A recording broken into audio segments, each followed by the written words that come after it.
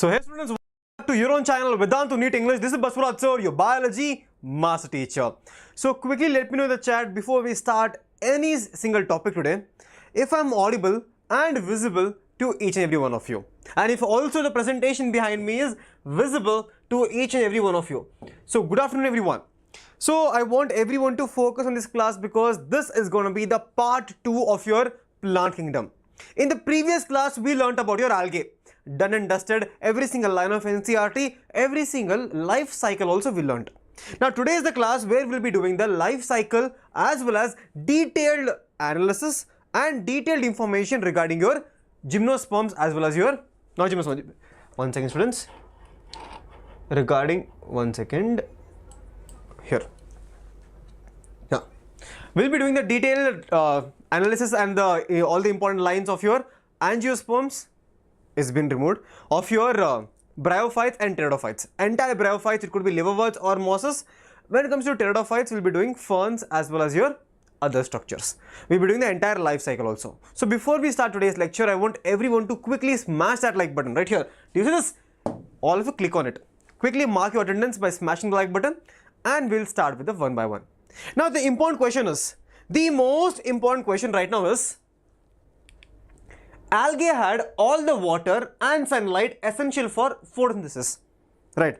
So algae had all the nutrients, it had all the water, all the nutrients requirement. Then why did the algae decide to evolve? Like in Pokemon we have, right, Pikachu, Raichu, but your Charmander becoming Charizard. That is, evolution is there. So even in the case of plants, why did the algae decide to evolve into bryophytes? Can anyone in the chat tell me what was the main reason for the evolution? Anyone in the chat? Sri Gopsi, Shruba, Ravindrani, Suhasini, Pavitra. Can anyone tell me why did the algae have to even evolve? The answer is very simple. That is the requirements. See, if you look at the location where the algae survives, for example, certain algae can be found in your depths of ocean. Right? In the depths of ocean, there is no sunlight sometimes. If there is no sunlight, algae has to evolve. Now, what about in the case of deserts? In the case of deserts, right? So, desert is a structure where it's an environment where there is no water, there is no nutrients. So, your algae had to evolve and to adapt to the new environment. The other reason is very simple. What is this? This is a algal bloom. In the algal bloom, what happens is, the algae which is present on the lower surface cannot get nutrients, and whenever there is an algal bloom, all the nutrients are deprived, all the nutrients are consumed. If there are no nutrients left out, how can an algae grow? So algae is like, okay, enough is enough. Algae is like, enough is enough, right? Enough is enough. I cannot tolerate this anymore. I need to evolve. So your algae evolved to bryophytes. Your algae evolved to bryophytes. Now, from this chapter, you can expect around 3 to 4 questions every single year, and 1 or 2 questions will be from your algae. Now, bryophytes and pteridophytes collectively, you can see around 2 questions or 1 question per year. Okay. Now, in today's class, we'll be focusing on your bryophytes as well as pteridophytes. Now, what are the bryophytes and what are the structures you find in bryophytes? What are the different types of bryophytes? Every single thing we'll learn in the next few minutes. For example, your entire habitat of bryophytes is nothing but your moist, shady areas. Do you see in the corner of your road? In the corner of the road, when there is a lot of dirt, lot of mud, it's very moist and shady, where there is no sunlight is not coming. In such places, your bryophytes will go. In such places, the bryophytes go. Don't worry, I will be giving the notes. Entire notes will be given on the Telegram channel. That is Vedantu Neet English Telegram channel, and also my own Telegram channel, Baswara Biology. On this Telegram channel, you will be getting all the notes. All the notes will be provided to you. So don't worry about the notes. When I teach you the life cycle, that you need to draw with me. Life cycle you need to draw with me. Rest of the notes are direct lines of your NCERT. I have taken lines of your NCERT and added it in the form of notes here. Okay. Now, apart from that, your bryophytes are called as your amphibians of plant kingdom. They are called as amphibians of plant kingdom. Now, you might ask me, sir, why? Because amphibians are the organisms which can survive in water and also on land. just like your amphibians in the animal kingdom, these are the plants which require land and water. They survive on the land, but they also require water for fertilization. They require water for fertilization. Now, they have thallus-like and erect and attached to the substratum by unicellular multicellular rhizoids. Now, if you look at a bryophyte, it can be in two forms. If you're walking on the road, imagine you're walking on the road and you see a bryophyte. Okay, that is a bryophyte. How do you identify a bryophyte? You need to look at its body structure. There are two types of bryophytes. One type of bryophytes can be prostate, that is, it is going to be almost flat like structure. If this is the soil, the bryophyte is going to be almost flat to the soil. Example, Markantia. Yes, Markantia. Or a bryophyte can be erect. Or a bryophyte can be erect also. A bryophyte can also be erect in nature. So if you're walking on the road and you see a bryophyte, how do you identify? Either it can be prostate, that is flat, or it can be erect. Now, in algae, we learned that the plant body is said to be thalloid. That is, there is no true root, no true stem, or no true leaves. But can you tell me, do you think your bryophytes, do they have stem, root and leaf? The answer is very simple. No. Even in the case of bryophytes, they completely lack true root, stem and leaves. They completely lack. Now, what about the vascular tissues like xylem and phloem? Do they have xylem and phloem? Obviously not. Imagine they don't even have root, stem and leaf. How can you expect them to have xylem and phloem?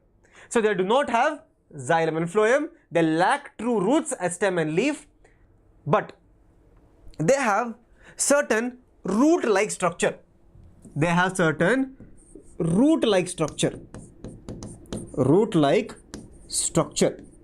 This root-like structure is nothing called as your rhizoids. They are called as what? Rhizoids. Now these rhizoids are of two types. One is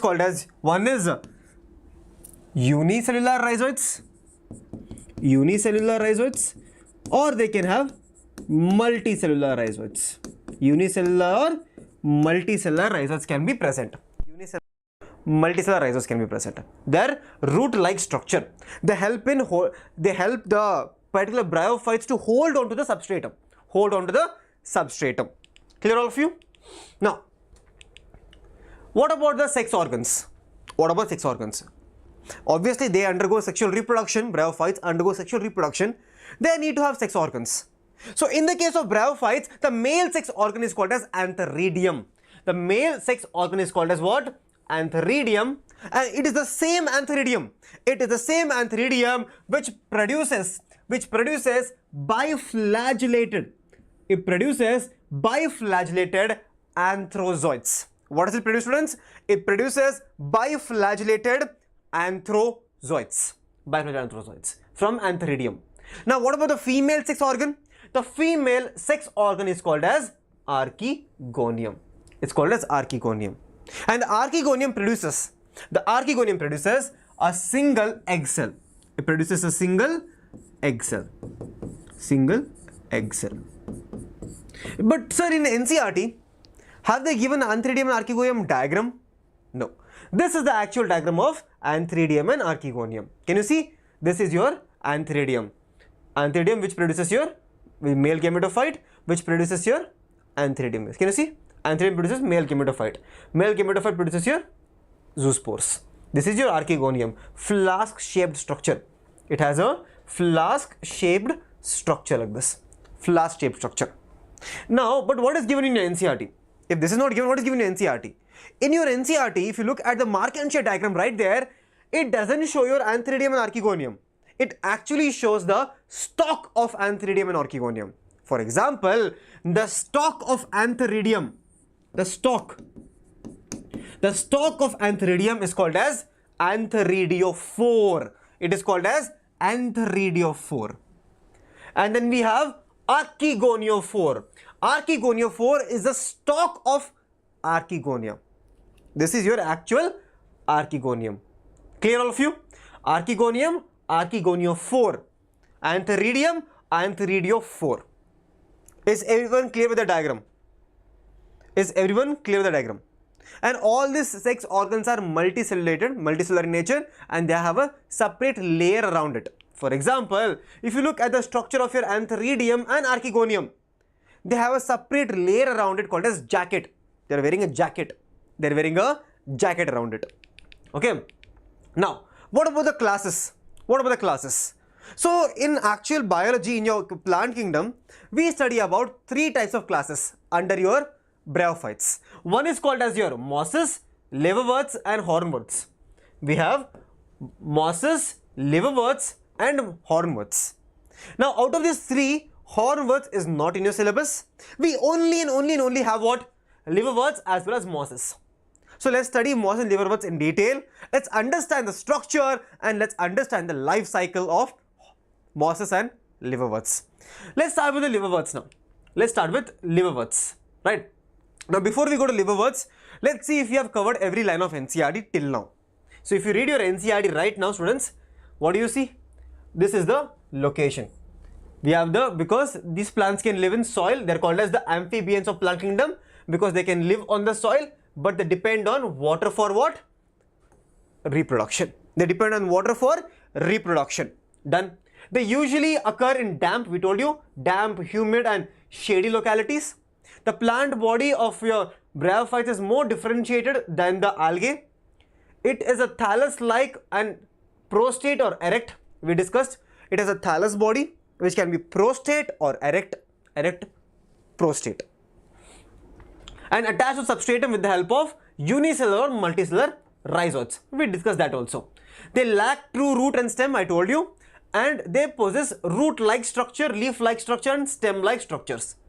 Clear? Till here I believe there should be no doubt. Then we have your antheridium and archegonium.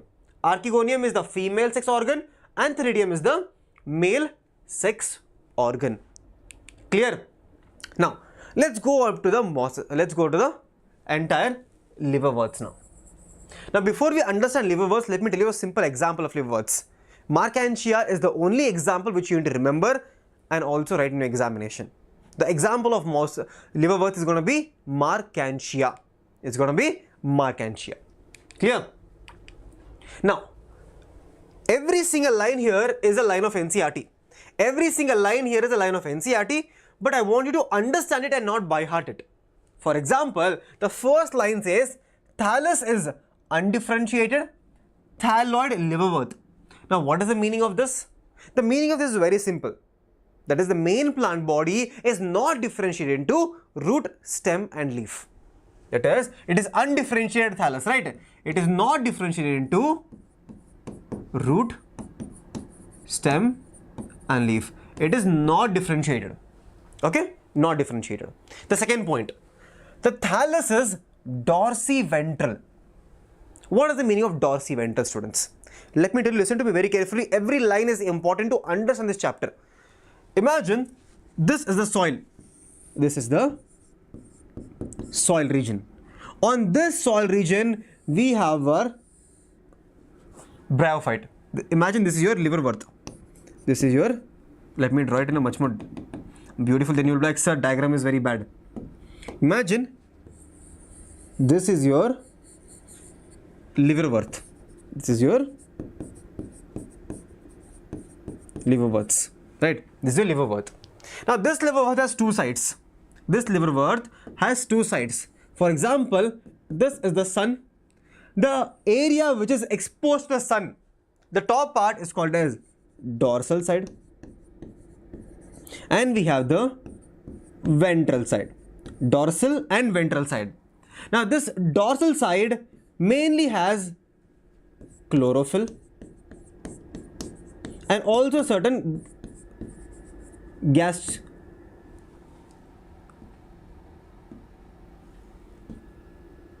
chambers. When I say gas chambers, I mean they have gas channels so they can exchange the gases. The ventral side, the ventral side will have rhizoids. Ventral side will have rhizoids. Clear? Ventral side will have rhizoids.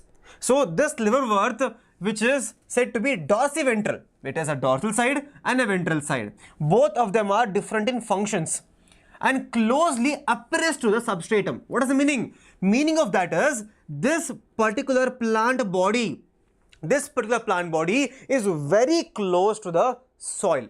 It is very, do you see? It is very close to the soil. It says closely appressed to the substrate. Closely appressed to the substrate. Very close to the substratum. It also says that the leafy members have tiny leaf-like appendages in 2 rows on the stem-like structure. Let me draw it for you. You can understand it better. For example, in the case of leafy members, they are arranged in 2 rows. They are arranged in 2 rows like this. All the leafy members are arranged in 2 rows, right? Arranged in 2 rows. Can you see? The leafy members have a tiny leaf-like appendages. They have tiny leaf-like appendages in 2 rows on the stem-like structure. The most important line here is the rhizoids are unicellular in nature here. All the rhizoids here are unicellular in nature. But in the case of mosses, rhizoids are going to be multicellular there.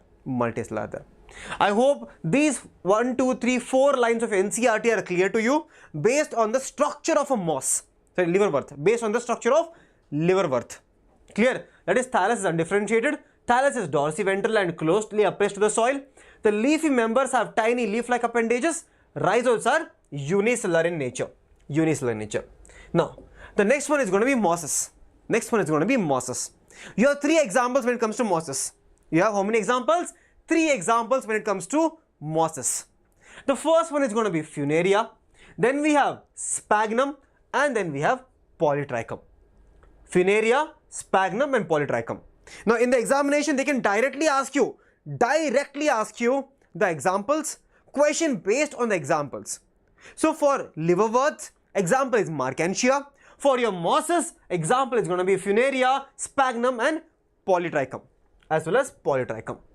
Now, if you look at the structure of your particular mosses, it has 2 distinctive regions. One first region is called as your gametophyte plant body. Here, can you see the green color one is called as gametophyte plant body, which is actually, this gametophyte plant body is actually the main plant body. It is the main plant body, which is haploid in nature. Then we have sporophyte plant body, which is diploid in nature. So students, don't worry, you will understand about your gametophyte and sporophyte in detail later on when we do the life cycle of your entire bryophytes. Now, in the case of mosses, apart from your normal life cycle, they have a special stage. In the case of mosses, they have a special stage called as your protonema stage.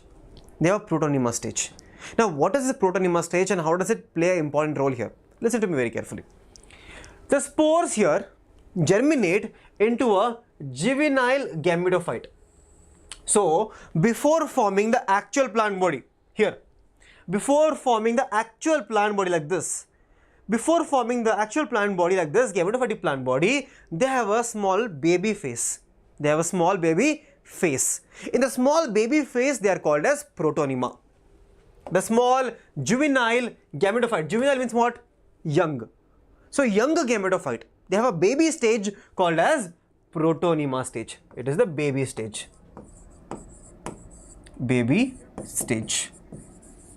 Baby stage is also called as your protonema stage. Also called as what? Protonema stage. Clear all of you? Now, let's understand mosses even more detailed. Right? Protonema develops into adult folio stage. Obviously, the baby will grow into adult. So, small protonema stage will develop into the leafy stage like this. This is the leafy stage.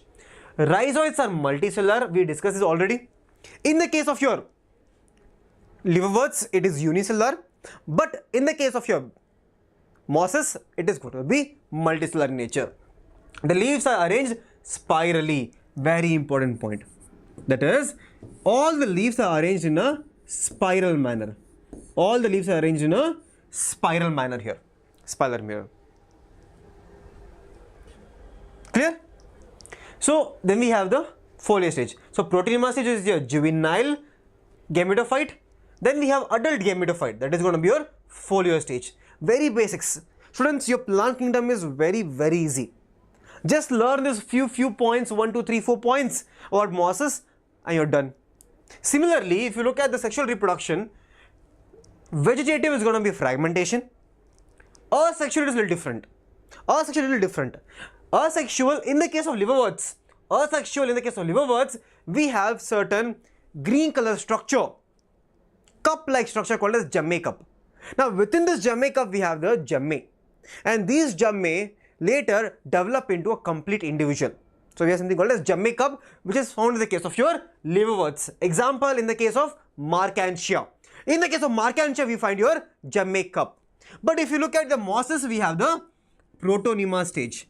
This protonema stage later develops into the adult leafy stage. Sexual reproduction is going to be oogamy in the case of both liverworts and mosses. It is going to be oogamy. Now, before we go to the cycle of your bryophytes, let's understand two things about the entire plant body. The first point here is going to be liverworts. Most liverworts are dioecious. They are dioecious. Now, what is the meaning of dioecious? Listen to me very carefully. Di means what? Di means two. When the sex organs are found in two different thalli, it is called as dioecious. Now, how do you remember this? Remember Markantia. In Markantia, we had separate male gametophyte and female gametophyte. Did we have different thalli? Yes. In one thalli, archegoniophore is developing. In one thalli, antheridiophore is developing. So, two different thalli. That's why it's called as dioecious. See, female plant and we have a male plant. Female plant and male plant in the case of your liverworts. How do you remember this? You remember with the help of Markantia. Remember, in the case of Markantia, we had your antheridiophore and archegoniophore. Then we have male and female organs are found in different thalli. Done. Antheridiophore and archegoniophore. While your mosses are monoecious, mosses are said to be monoecious. That is, both male and female. Mono means what? Mono means one. Mono means one. When both male and female sex organs, are present on the same thalli, male and female sex organs are present on the same thalli, it is called as monoecious. See here, this is your entire plant. It has your male and female sex organs present on the same plant body. It's called as mosses. And where do you find monoecious condition? In the mosses. Now, why is this important? To understand the entire life cycle. If you want to draw the life cycle and understand, this is the first point here. Okay, this is the first point. Now, I want everyone to open your books. And write down with me now. Write down with me the life cycle. Now tell me, when we learnt about your liverworts, we called it dioecious. What is the meaning of dioecious? Both male and female sex organs are present on two different thalli. They are present on two different thalli. So, can I draw two different thalli here? Yes, sir. For example, this is the female gametophyte, and then we also have the male gametophyte. Female gametophyte as well as male gametophyte.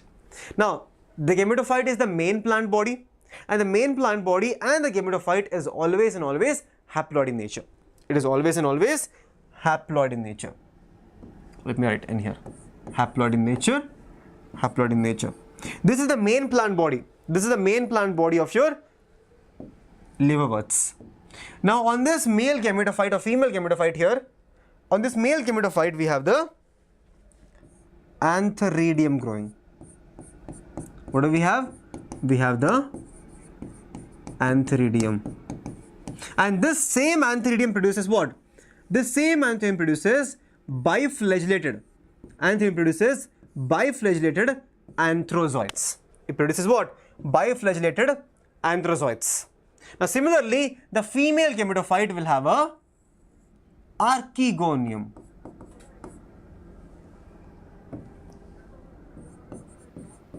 Archegonium, right? It has archegonium. This archegonium will have what? This archegonium will have a central egg cell. It will have a central egg cell. Central egg cell. Now students, this particular biflagellated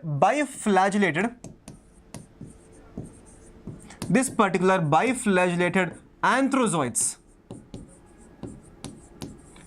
biflagellated anthrozoids will swim in water and it will finally reach the archegonium.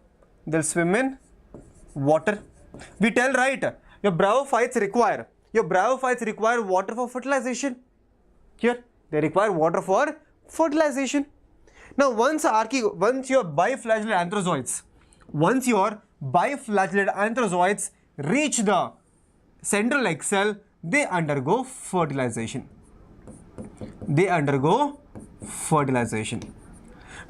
fertilization, they result in the structure. Let me draw it. They result in the formation of zygote.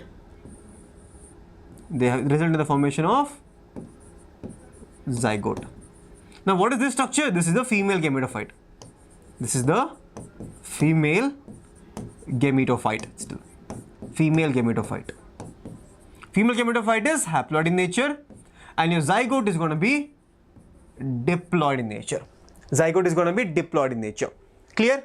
So we have your male gametophyte and female gametophyte because it's dioecious condition. Male gametophyte has antheridium, which produces your biflagellated anthrozoids. Anthrozoids swim in water and they reach the archegonium, where in archegonium we have a central egg cell. Central egg cell, right? Central egg cell. And they undergo fertilization to produce the zygote. Now students, listen to me very carefully. What happens to this zygote? Now this particular zygote undergoes mitosis. It undergoes mitosis. Now this is the female gametophyte. Which is haploid in nature. This is your archegonium. Now in this archegonium, develops a multicellular structure called as your sporophyte. Now this zygote undergoes mitosis to produce your sporophyte. Now you tell me, zygote is 2N. Mitosis is happening. Will there be change in the ploidy? No. So your sporophyte will also remain 2N. Now this particular sporophyte has 3 different stages or 3 different parts. This is called as foot, this is seta, and this is capsule. Foot, seta, and capsule. Now next stage is very important. In next stage what happens is, inside the capsule there are formation of spores. So why spores, sir? Because sporophyte produces spores, gametophyte produces gametes. Sporophyte will produce spores. So inside the capsule, students, what happens is, let me change it. Inside the capsule there will be meiosis. This is the female gametophyte. On this female gametophyte we have the archegonium. On the archegonium we have the sporophyte. Now inside the sporophyte we have the meiosis taking place. What is happening here? Meiosis is happening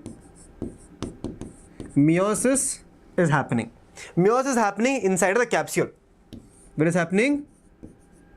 inside the capsule.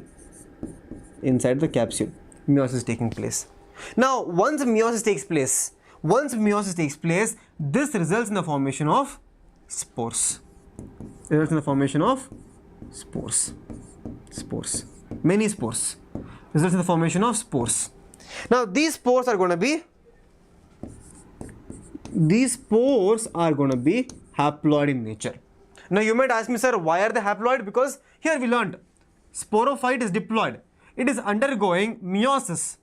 So, haploid. Change in ploidy. Now, students, listen to me very carefully. Now, these spores can develop into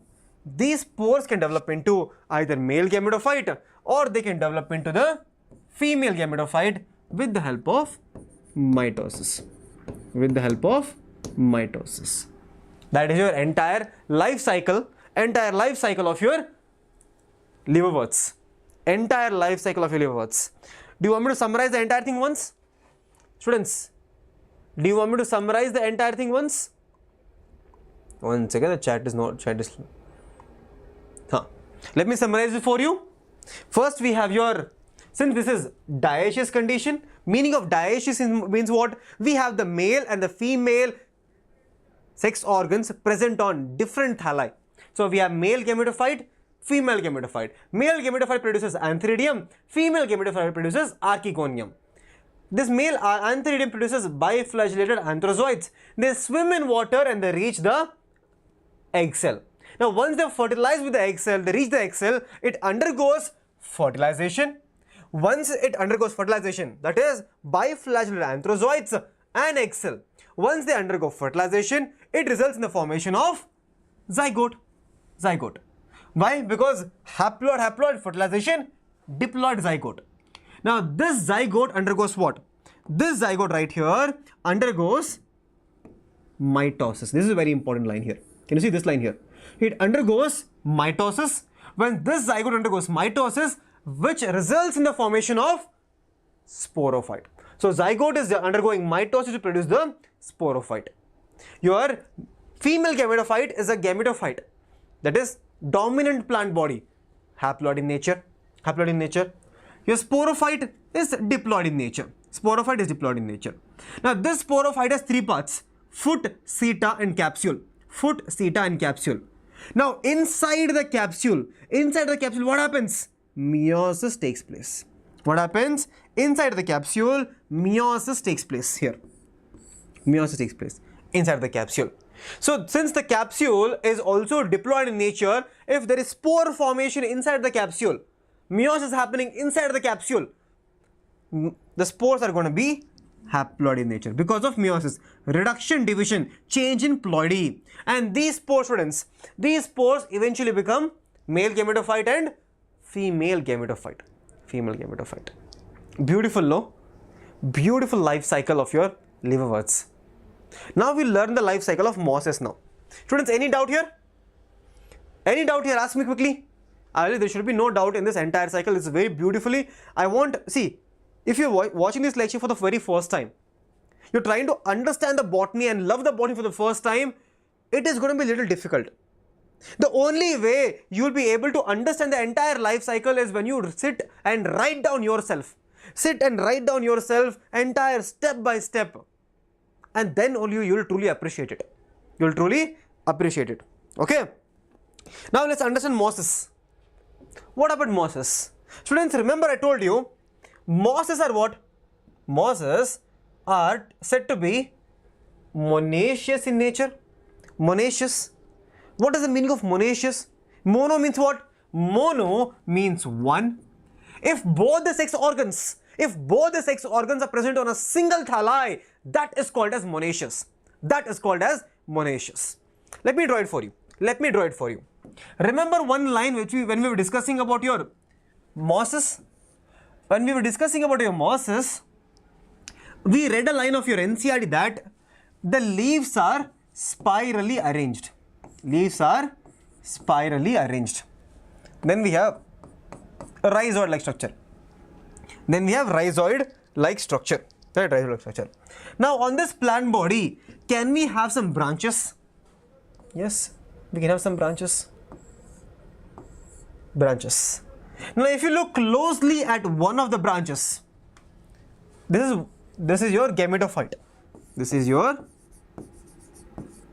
gametophyte, and gametophyte is said to be haploid in nature. It is haploid in nature.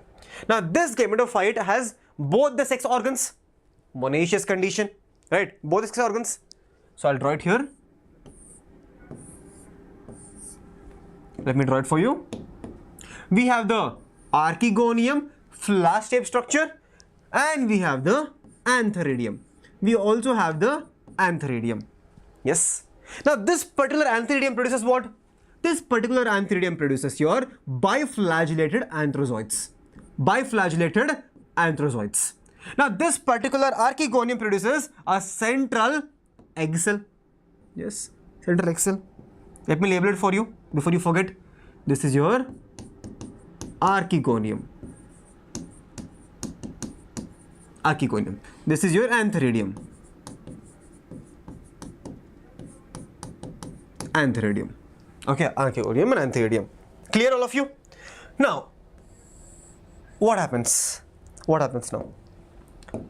Now, can I tell these biflagellated anthrozoids, can they swim in water and again reach the egg cell? Can they swim in water and they finally reach the egg cell? Yes. So when they reach the egg cell and it undergoes fertilization, there is fertilization now. Now what if there is fertilization? What if there is fertilization? What results in?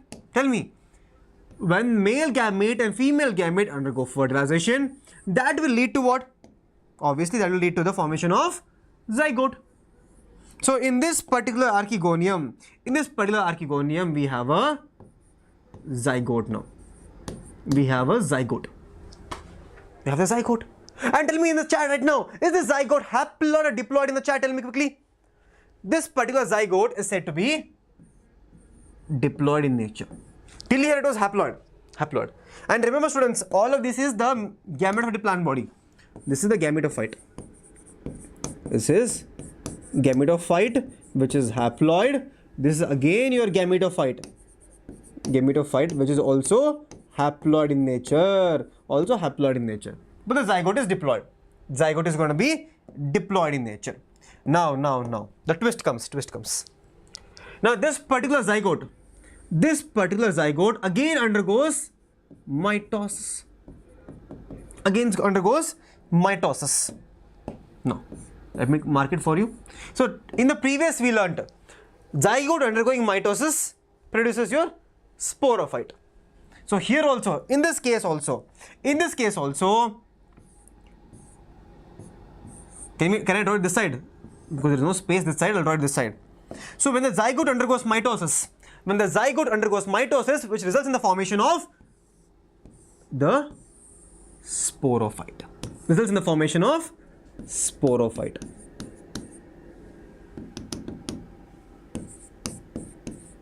Sporophyte. Now tell me, is this sporophyte right here, which undergoes mitosis and sporophyte, obviously diploid? This will also remain diploid in nature. You might ask why? Because there is only mitosis happening, and whenever there is mitosis, it's called as equational division. Chromosome number is maintained, right? So diploid in nature. Now again, it has three parts. We have foot, seta, and capsule. Now again, just like in the previous one, what happens in the next step? In the next step, let me draw it in this bottom here, otherwise we will not have any space. Let me draw it here. Let me magnify this. When you magnify this, what happens? Inside the capsule, what is happening again? Tell me. Inside the capsule, there is spore formation is happening. Spore formation inside the capsule. Spore formation. And the spore formation is how? Spore formation with the help of meiosis. So we have the sporophyte, foot, seta, and capsule. Inside the capsule there is spore formation. And the spore formation is as a result of meiosis. Now you ask me why spore formation, sir? Because students, Remember, sporophyte produces spores. Your sporophyte always produces spores. Always produces spores, and since it's undergoing meiosis, it's going to be haploid in nature. It's going to be haploid in nature. Clear? It's going to be haploid in nature. But now can I tell, till here everything is almost same? In the case of liverworts also we had a similar type of structure. Till here everything is same. Almost the same, right? Almost the same. But right here is the major change, students. Right here is the major change happening. These spores here, these spores right here, they directly do not develop into gametophyte. No. Remember when I was teaching you mosses, I told you there is a baby gametophyte. There is a baby gametophyte also called as juvenile gametophyte. You remember? That's what happens now. There is formation of juvenile gametophyte called as protonema. We have the formation of protonema. This is your classic protonema now. It's coming out. Protonema. Protonema formation. Clear, all of you? Protonema formation. Now tell me in the chat, will this protonema be haploid or diploid? Can anyone tell me? Remember here, spores were haploid. It is developing from the spores. It is developing from the spores. So your protonema also has to be haploid in nature. It also is going to be haploid in nature. Clear? Now this particular protonema has other functions also. Let me write down here. Let me write it here. This particular protonema is free living. It is free living. Why? Because it is green in color, it can do photosynthesis. Free living. Yes, free living. It is filamentous. It is filamentous. And also, it is also be branched. It can also be branched. Branched and creepy. It is very creepy. Creeping. It is creeping. Okay? It is creeping. Creeping.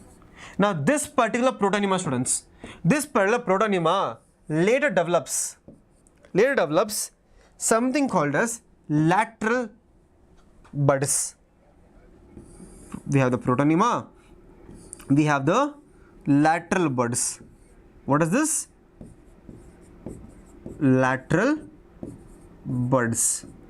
Now each individual bud, this lateral bud is there, right? Each individual bud will develop into the gametophyte. Each individual bud here, each individual bud will develop into a gametophyte. Develop into a gametophyte. Remember, protonema is haploid in nature. This is your entire life cycle of your mosses. Beautiful, right? Beautiful life cycle, right? Beautiful life cycle. See? Do you want me to summarize the entire thing once? See, briefly I'll explain you. We have the main plant body called as gametophyte. In the case of your mosses, this gametophyte plant body is monoecious in nature. Now, what is the meaning of monoecious? Both the sex organs are present on the same plant body. Both sex organs are present on same plant body. We have the antheridium and archegonium. Antheridium produces biflagellated anthrozoids. Archegonium produces central egg cell. These biflagellated anthrozoids, they swim in water and they meet the central egg cell. And biflagellated anthrozoids, egg cell, they fuse together. The process is called as what? Fertilization. So when the fertilization takes place results in the formation of zygote. Now this zygote undergoes mitosis. And when the zygote undergoes mitosis, results in the formation of sporophyte. Zygote developing into sporophyte. The sporophyte has three parts: foot, seta and capsule. Now inside the capsule what happens? Inside the capsule there is spore formation with the help of meiosis. Now these spores now directly they can't develop to gametophyte, because in the case of mosses we have a small baby stage. The baby stage is called as protonema. The spores develop to protonema, and protonema are going to be haploid in nature. Haploid in nature. Clear? Because meiosis happened here. Sporophyte to spores. Now the same protonema is free living, filamentous and branched and creeping, right? And these protonema later develops lateral buds. Later develops, wind up the wire, lateral buds. Now these lateral buds are also haploid in nature. These lateral buds give rise to the gametophyte. Can you see the ploidy is maintained? N. Ploidy is completely maintained. And students, if you are watching my lecture for the first time, I want you to write all this and understand. Okay, write all this and completely understand. Okay, did everyone understand now?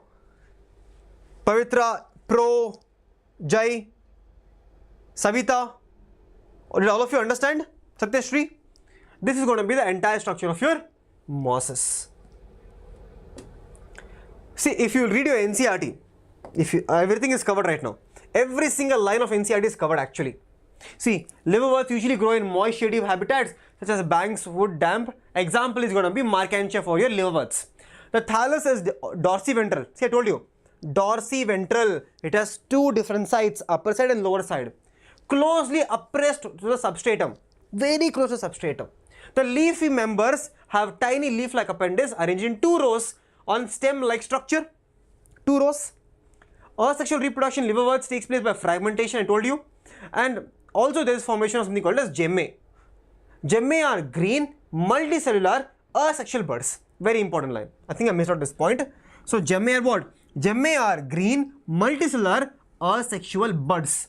Multicellular, asexual buds, which develop in small receptacle called as gemmae cup. So gemmae are present in gemmae cup. Gemmae are present in gemmae cup. Okay, located on the thalli. The gemmae become detached from the parent body and eventually they grow onto the separate.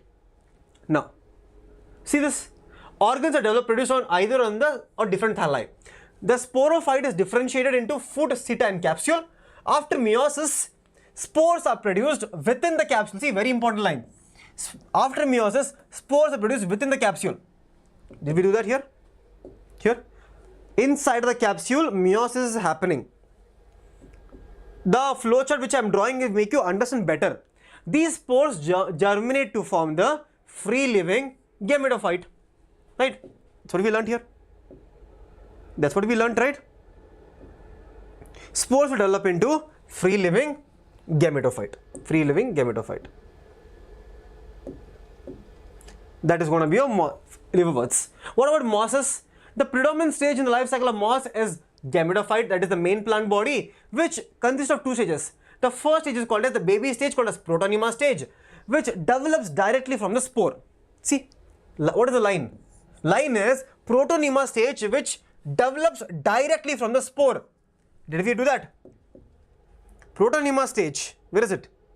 Protonema stage directly develops from the spores. Spore to protonema stage. Understand the lines of NCERT with the help of this flowchart.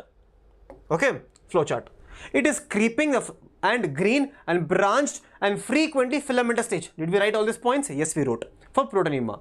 The second stage is the leafy stage, which develops from the secondary protonema as lateral buds. I told you, lateral buds are formed, lateral buds develop into secondary protonema, then the gametophyte again. They consist of upright, slender, bearing spirally arranged leaves. See, did we draw that? Spirally arranged leaves. Spirally arranged leaves. Mosses. Right? They are attached to the soil through a multicellular and branched rhizoids. This stage bears the sex organs. Sex organs are there. Right? The visual reproduction in the moss by fragmentation and birth stage secondary phenomena. In sexual reproduction, the sex organs Antheridia and Archegonia are produced at the apex of the leafy shoots. Apex of the leafy shoots. Diagram again. See here. Apex of the leafy shoots, we have both the sex organs in the case of mosses. In the case of mosses. Students, every line I have drawn, every single line of NCERT I am drawing and showing you. That's how botany should be. Okay. After fertilization, the zygote develops into sporophyte. See, line of NCERT. The zygote develops into sporophyte. Did we learn that? No, lateral buds, right? Sporophyte. See this? Here. Zygote develops into the sporophyte with the help through mitosis.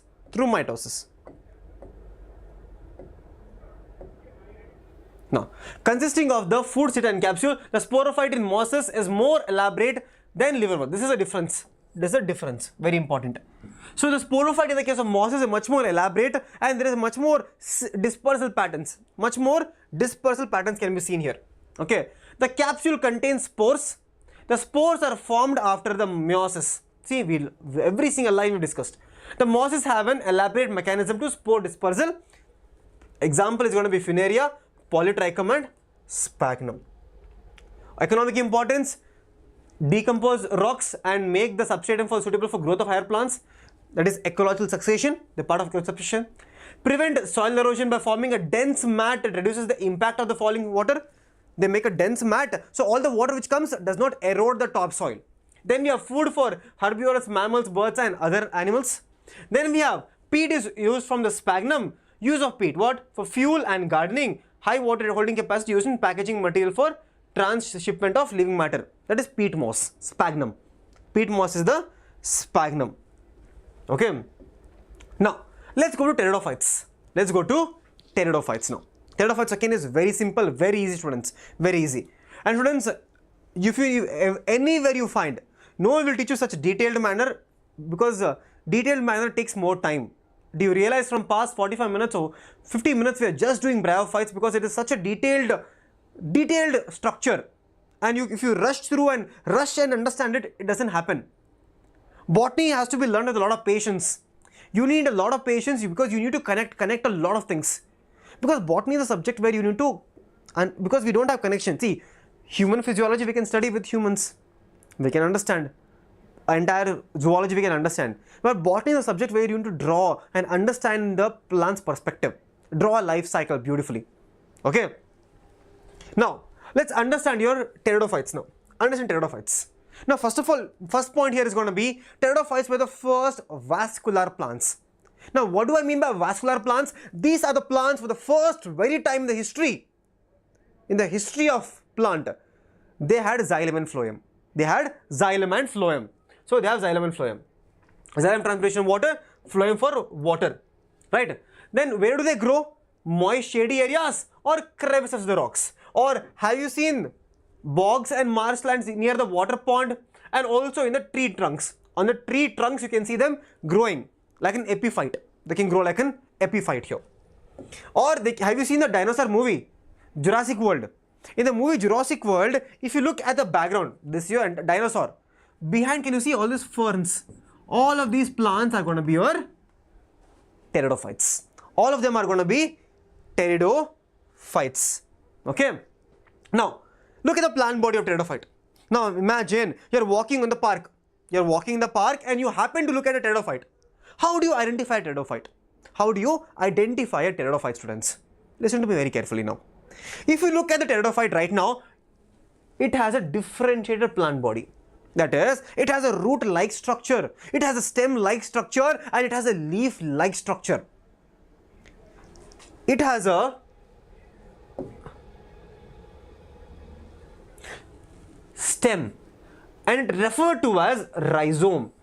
The stem in the case of pteridophytes, is called as rhizome. Okay, rhizome. Function is not supporting the leaves. Sometimes photosynthetic can also become. Then we have root. Root develops from the rhizome. Advantageous, no taproot system. Taproot can only be found in your advanced stages. Okay. Function, absorption of water and nutrients. Root.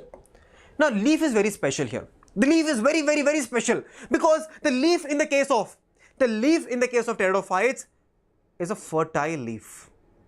We can have something called as fertile leaf. Before we go to the fertile leaf, I want everyone to understand, in the case of pteridophytes, the leaves are called as fronds. Beautiful terminology, no? Leaves in the case of your pteridophytes are called as fronds. So, leaves are also called as fronds of feather leaf. Now, let me tell you one small thing, animation. They are also called as fronds. Typically, they can be of two types of leaves. Some of the leaves can be very small, called as microphyll. Some of the leaves can be very large, called as megaphyll. Microphyll are the small leaf, Megaphyll are the large leaf. Microphyll can be found in your Selaginella. This can be found in your Selaginella. And megaphyll can be found in the case of ferns. Can be found in the ferns. Functions are very important. The first function is photosynthesis, and the second function is going to be helps in reproduction. That's right. A leaf can help in reproduction. A leaf can help in reproduction, students. You might be wondering how, sir? How can a leaf function in reproduction? Listen to me very carefully now. Most important part of this chapter. Leaves reproduction how? Now, in the case of your pteridophytes, we have a special type of leaf. If you take this leaf and if you turn it around, if you take a leaf of a pteridophyte and you turn it around, you will see a lot of tiny round structures. That is, if you take a particular leaf of a pteridophyte and if you turn it around, you will see small round structures like this. And these round structures are called as what? Sporangia. They are called as what? Sporangia. And the leaf which has sporangia, a leaf which has sporangia, that leaf is called as sporophyll. A leaf with sporangia is called as sporophyll. Leaf with sporangia is called as sporophyll. It's called as what? Sporophyll. Did everyone understand this line? A leaf with sporangia is called as sporophyll. So we have a leaf here of a pteridophyte. If you twist that leaf around, you will see a lot of sporangia on top of it. And if a leaf has sporangia, it is called as sporophyll. Also called as your fertile leaf. Also called as your fertile leaf. Sporophylls have sporangia that bear the spores. So if you look inside the sporangia, what do we have? We have the spores. Inside sporangia, we have the spores. Till here, any doubt anyone can ask me? Any doubt till here, students? Clear? No doubt till here, right? No. Now what happens is, sometimes what happens is, this fertile leaf which is called as sporophyll, when many sporophylls come together, imagine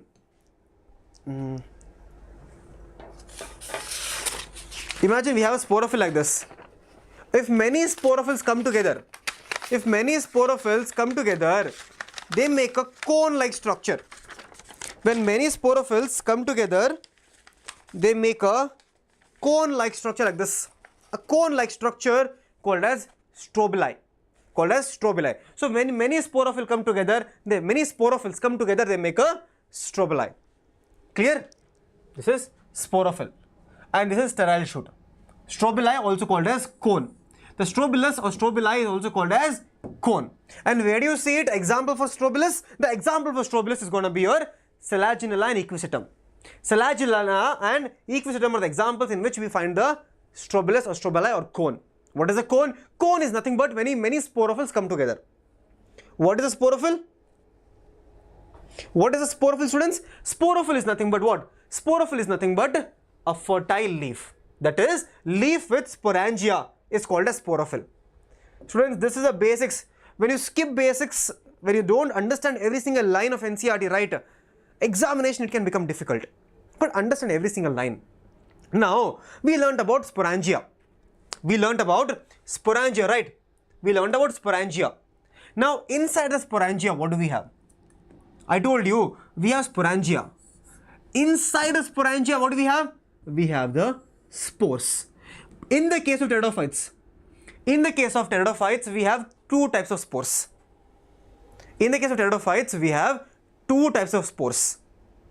Okay. Listen to me now. We have two types of spores or one type of spore. We can have one type or two types of spores. When we only have one type of spore, that is called as homosporous. That is, same type of spores. It is mostly small spores and it gives rise to a bisexual gametophyte seen in majority of your pteridophytes. Homospory, same type of spores, small spores. It give rise to the bisexual gametophyte seen in majority of your pteridophytes. Okay, major pteridophytes. Now, then we have something called as heterospores. What is the meaning of heterosporous? The meaning of heterosporous is there are two types of spores here. There are two types of spores inside sporangia. Two types of spores. We have something called as, not sporangia, actually the entire strobilus. The entire strobilus will have two types of spores, or two types of sporangia actually. We have something called as microspores and large megaspores. Two types of spores. Now these spores can give rise to, microspore will give rise to your male gametophyte, and your megaspore will give rise to the female gametophyte. Microspore gives rise to male gametophyte, megaspore gives rise to female gametophyte. So microspore, megaspore. Where do we see this? Selaginella and salvinia. Selagilla and salvinia. What is sporangia? Sporangia is a diploid structure, round structure. Round diploid structure which has a spores inside it. Okay? Which has spores inside it. And how does the spores come into picture? I'll tell you next 1 minute. Let me tell you. Now, can we do the life cycle of homosporous? Students, can we do the life cycle of homosporous now? Tell me in the chat. Can we do the life cycle of homosporous? Now. Again, students, I want everyone to open your book. I want everyone to open your book right now and write down the diagram. Draw the diagram with me and understand. Okay? Draw the diagram with me and understand. Let me draw a fern for you now. Let me draw a fern for you now. Fern. A simple fern.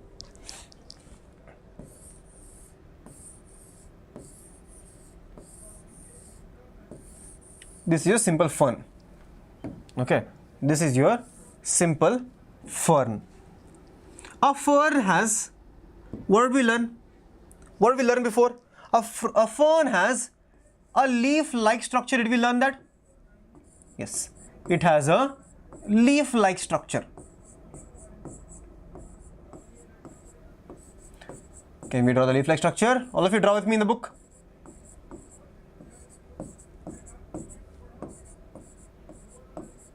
This is your leaf-like structures called as fronds. They are your fronds. Then we also have a stem-like structure called as rhizome here.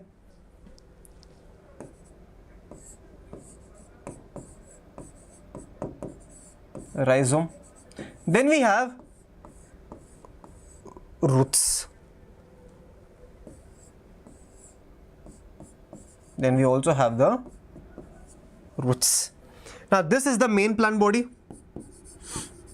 This is the main plant body. The main plant body is going to be in the case of pteridophytes. In the case of pteridophytes, the main plant body is going to be sporophytic in nature. The main plant body is sporophytic in nature. Oops. Sporophytic in nature. Since the main plant body is sporophytic in nature, it is going to be diploid. It's going to be diploid. Students, remember this very clearly. The main plant body in the case of algae is gametophyte. The main plant body in the case of bryophytes is gametophyte. Only till there. From pteridophytes onwards, the main plant body is always and always sporophyte. The main plant body is always and always sporophyte in nature. Now, this is your frond. Now, a frond, some of this frond can have sporangia. Tell me. Can have sporangia. When a frond or the leaf has sporangia, what do we call it? We call it sporophyll. Right? We call it sporophyll. Now, what happens inside this sporangia? Tell me. Inside this sporangia, we have the sporangia here. Round sporangia. We have the round sporangia here, right? We have the round sporangia here. Behind the leaf. If this is the leaf right here, On the behind of the leaf, on the back side of the leaf, we have the round sporangia like this. Round sporangia. Now, one such inside the sporangia, there is occurrence of meiosis. Inside sporangia, there is meiosis happening. Right, meiosis is happening. Now tell me, gametophyte produces gametes. Gametophyte produces the entire, see, there is no male plant body, male and female, both are going to be like this. Okay, bisexual condition. Right? Now, this particular sporangia, inside the sporangia, this is sporangia. In the case of your gametophyte, produces gametes. The main plant body is sporophyte. If the main plant body is sporophyte, what should it produce? If the main plant body is sporophyte, it produces the spores. And if their meiosis has happened, if the meiosis has taken place, the spores are going to be haploid in nature. Clear? Now, these spores can undergo mitosis.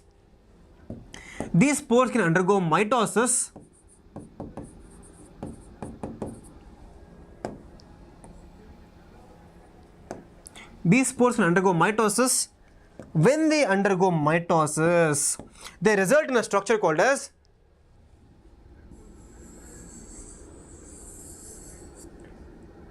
prothallus.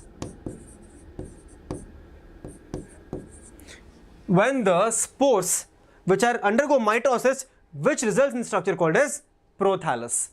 Now tell me, this was haploid, mitosis. So prothallus is also going to be haploid in nature.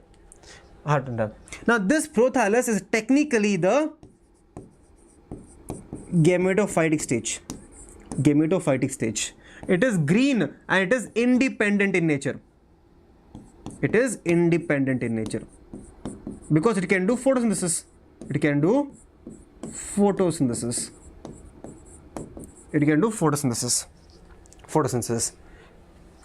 can also write free living in nature. And this particular prothallus is very inconspicuous, very small. It's very small. Now, if this is your gametophyte, if this prothallus right here is a type of gametophyte,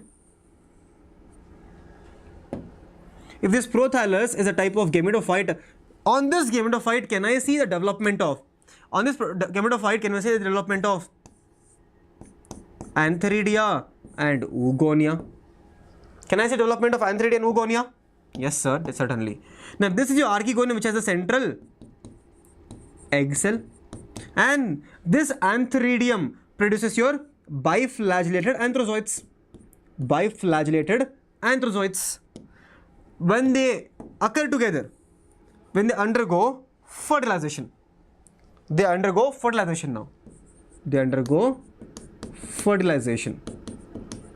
which results in the formation of zygote.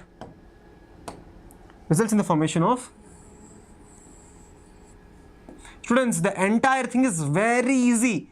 You just need to understand once, write down once. What is this? This is going to be your zygote.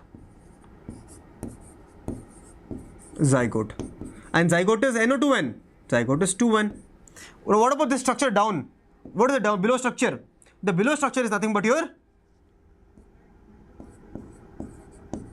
gametophyte. Also your prothallus. Gametophyte or prothallus. What is this?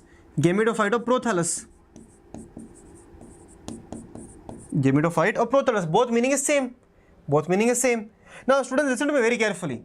This zygote right here undergoes mitosis and eventually becomes the adult. This zygote undergoes mitosis, embryo formation, all that happens, and this undergoes mitosis and eventually makes up the entire plant body. Entire plant body. Understand? Again, a beautiful life cycle, right? And imagine, I am just writing it on the board. This actually happens in nature. This actually happens in the nature, students. The entire thing actually happens in nature. So do you want me to summarize the entire thing once? You want me to summarize the entire thing once? So what do we have, students, first of all? What do we have? We have the main plant body, right? We have the main plant body. The main plant body is called as your sporophyte, which is diploid in nature. Sporophyte. It has a stem-like structure called as rhizome, roots, and it also has leaf arrangement. Leaf arrangement. The leaves in the case of pteridophytes are called as what? The leaves in the case of pteridophytes are called as fronds. They are called as fronds. Now these fronds, if they have something called as sporangia on them, they become sporophyll. They become sporophyll. Sporophyll are nothing but what? Sporophyll are nothing but fertile leaf. Fertile leaf. The type of fertile leaf. Now on this sporangia or on this sporophyll we have the sporangia. Now inside the sporangia, what happens? Meiosis takes place inside sporangia, meiosis, which results in the formation of spores. Now these spores undergo mitosis. Spores is N. Here we have your sporangia is 2N. Remember, sporangia is diploid in nature. Inside the sporangia we are forming the spores which are haploid because of meiosis. Then we have the mitosis which results in the formation of prothallus. Now this prothallus is like a gametophyte, independent, free living, small, photosynthetic in nature, green in color. Prothallus. Now on this prothallus we have development of male gametophyte and female gametophyte, antheridium and archegonium. Antheridium produces what? Antheridium produces biflagellated anthrozoids. Archegonium produces your egg cell. They undergo fertilization, results in zygote. The zygote undergoes mitosis. To produce your sporophyte again. To produce the sporophyte again. Students, this is the detailed lecture, detailed study of your entire pteridophytes. I am not skipping out in a single point of your NCERT. We are covering the entire NCERT with the help of a diagram. Every single line of your NCERT. Okay, so if you are able to understand the entire life cycles of your bryophytes and pteridophytes, quickly smash that like button. Because when you smash the like button and try to share this video to everyone. Right? Share this video to everyone so that everyone can benefit from such detailed lectures. Okay. Now that was your homospory. Now we learnt here that same type of spore, small spore, give rise to a bisexual gametophyte. Did we learn here? Bisexual gametophyte. See here, we had a bisexual gametophyte here. Bisexual gametophyte. Now let's focus on heterospory now. Let's focus on heterospory, only heterospory. Heterospory. Now, can you give me one example of heterospory? Can anyone in the chat tell me one example of heterospory? Selaginella and salvinia. Selaginella and salvinia, right? Let me draw it for you. Yeah, selaginella here. Imagine this is your selaginella.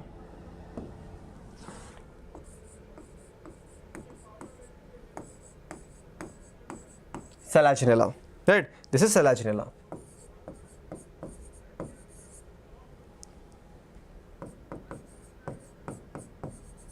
This is selaginella. Now, in the case of pteridophytes, this is the main plant body. Yes, this is the main plant body. The main plant body is called as what? The main plant body is called as sporophyte. Sporophyte, which is going to be diploid in nature.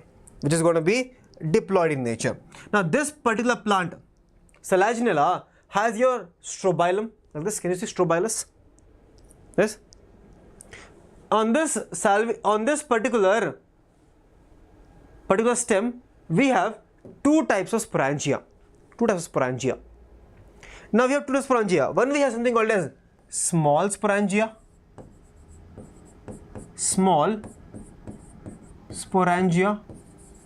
And we also have a large sporangia. Right.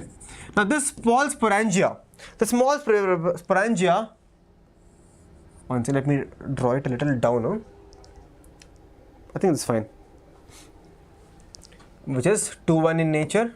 This is also 2-1 in nature. Okay. When it undergoes meiosis, obviously it's a sporangia, sporophyte in nature produces spores. Meiosis.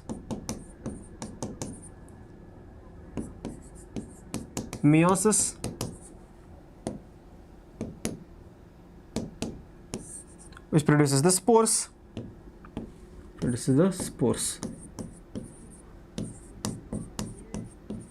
Now here it's different. Here we have the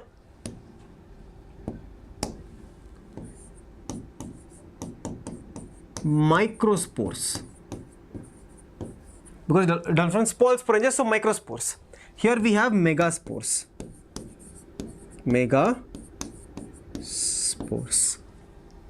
Now this microspore leads to the formation of male gametophyte.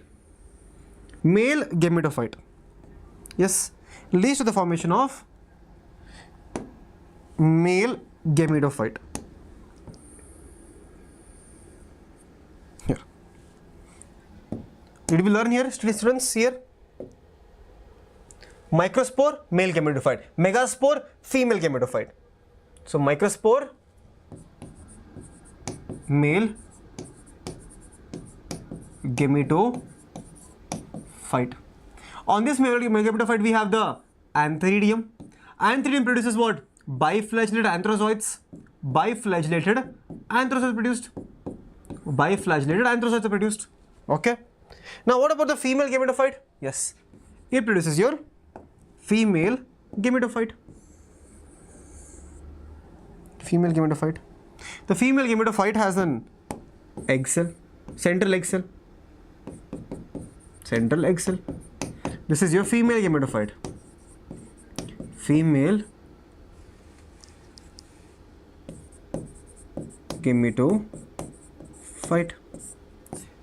The gametophyte is diploid haploid. Tell me in chat. See, meiosis has taken place. Spores are there, right? Spores are always haploid. So this is also going to be haploid in nature. Now, till here, if there is no doubt, quickly raise your hands. Till here, I believe there should be no doubt. Small sporangia, meiosis, spores, male gametophyte. Large sporangia, meiosis, spores, megaspores, female gametophyte. Till here, I believe there should be no doubt. Okay. Now, let me tell you something new concept right now. This was your sporangia. This was your sporophyll. This is the sporophyll, right? This is the sporophyll. What is a sporophyll? Sporophyll is nothing but your fertile leaf. Which is diploid in nature. On this particular sporophyll, we will see the large sporangia. Yes, we will see the large sporangia, which is also diploid in nature. Now listen to me very carefully. Male gametophyte and anthrozoids are released outside, just like how it has been releasing throughout your algae, bryophytes and homospory. But for the very first time in the history, female gametophyte is retained inside the sporangia. Female gametophyte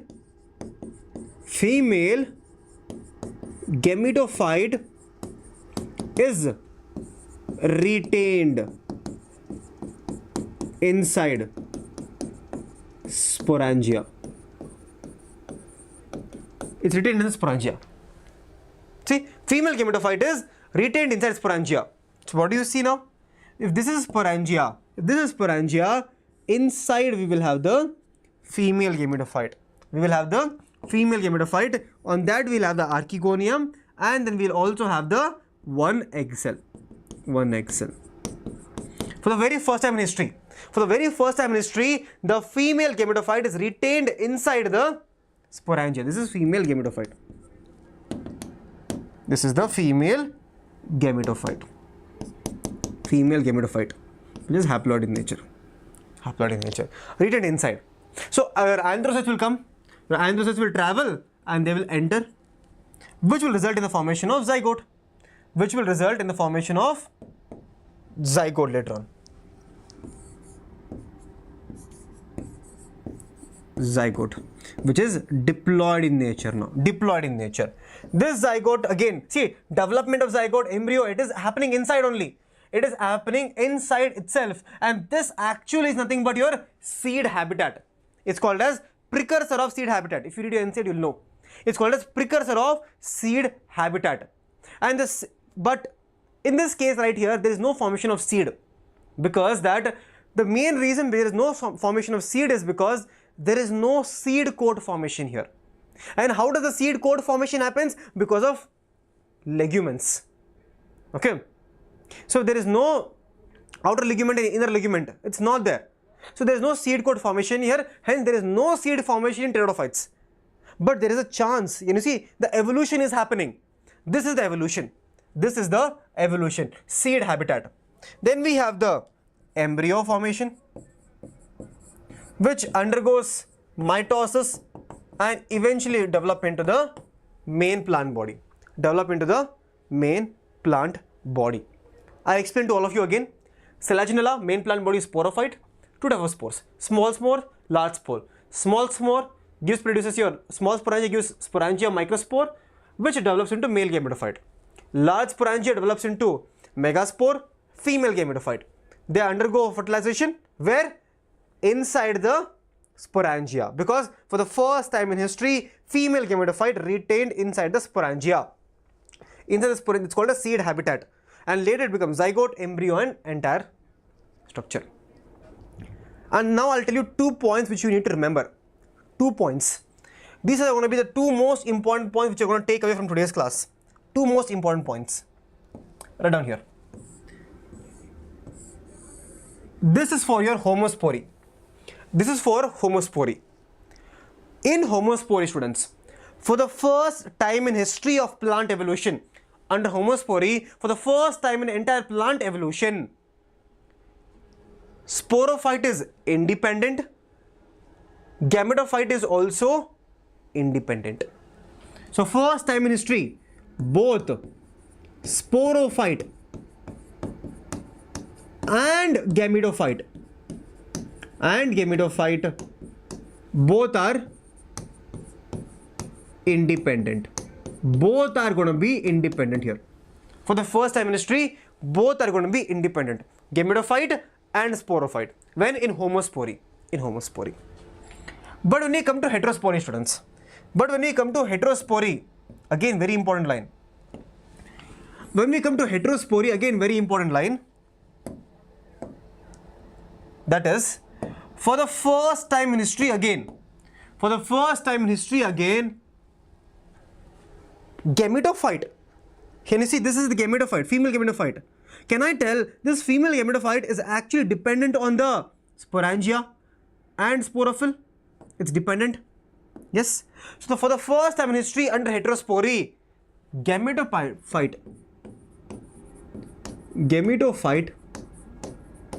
is dependent on sporophyte. Dependent on sporophyte. For the first time in history, gametophyte is dependent on sporophyte. See, in bryophytes, what do we learn? And if you go look at your bryophytes and algae, any bryophyte and algae life cycle, we can see sporophyte is dependent on gametophyte. Here also, if you look at it, the sporophyte is dependent on the gametophyte. Gametophyte was always strong, sporophyte was weak. Sporophyte always had to depend on gametophyte. But under heterospory, for the first time in history of the plant, here gametophyte is dependent on the sporophyte. Did everyone understand that? Tell me in the chat. For the first time in history, the gametophyte is dependent on the sporophyte. That is your heterospory. Okay. But if you look at here, both sporophyte and gametophyte both are independent. In homospory, both are independent here. Both are going to be independent. Okay. Now classification, we have many types: Psilopsida, Lycopsida, Stephanopsida and Pteridopsida. Examples: Xylotum, Lycopodium, Equisetum and Adiantum. What about ecological importance? Importance is very simple. Commercial appliance, coal, habitat for organisms, food, building material and heavy metal absorption. Very easy. Very easy. Then again we have ornament plants, coal, food, habitat, building material. Same thing is written here. Same thing is given here. See, examples very important here. Can you see? Salvinia, Equisetum. Equisetum has a strobelus formation. What is that? What is the strobelus? Strobelus is nothing but cone. When lot of fronds or sporophylls come together, they form the strobelus. Okay? Then you have Salvinia. Now, this is a graph which is going to help you a lot. We are here right now. We are with till here it's done. So, unicellular, multicellular, gametophyte. Main plant body is gametophyte. But we just learned in the case of your pteridophytes, the main plant body is going to be sporophyte. Main plant body is going to be sporophyte. Okay. Only the main plant body has vascular tissue. Okay. Now, vascular structure is absent in algae, but present in the case of your pteridophytes. Habitat is aquatic, damp or terrestrial. See, it's coming to terrestrial now here in pteridophytes. Water for reproduction, yes, everyone requires water for reproduction. Seeds, no seed formation, no flower formation at all. No flower formation at all. Now students, if you want to know how do you get all this information, obviously you can get this PPT on my Telegram channel. This presentation on, if you want my written notes, if you want all these written notes, you can always get on my Telegram channel. The same notes will be available on Vedantu Neet English Telegram channel also. Notes will be available to you. But if you want a separate book, like no sir, I want a book to study from where I can have a physical book. All the students from DNA batch will know that this book, something called as Tattva book, which is around 3,599, which has your previous year papers, summarized theory, concepts, videos and practice questions. Every single concept is there, plus questions, concept plus questions, concept plus questions. Beautiful book for you to understand. Beautiful book. Now, beginner to advanced level is there. If you're a beginner also, this book is good. But if you're like, no, I want to learn some advanced things, then this book always going to learn you. So, how do you purchase this book? There is a link in the description. If you go to the link in the description, you can directly buy the book from there. Okay? That is going to be a Tattva book. So, with that being said, thank you so much, students. Now, I know a lot of you students are learning this chapter for the very first time and you will be like, sir, so much information. How will I remember so much information? Students, the only way to learn the plant kingdom cycles is by writing, drawing. The more you draw and understand, the more you write and understand, it becomes better. And deliberately, I've gone so slow today, so every single student who has not understood any part in this chapter can understand plant kingdom. This is how I love to teach. Basics, you become strong, then you solve questions. Now go on, read NCERT pteridophytes. Try solving questions. All the questions will be solved like this. All the questions you can solve like this now. So with that being said, I'm going to take off right now. Take care all of you and have an amazing night and day if you're watching in day. Thank you so much, students.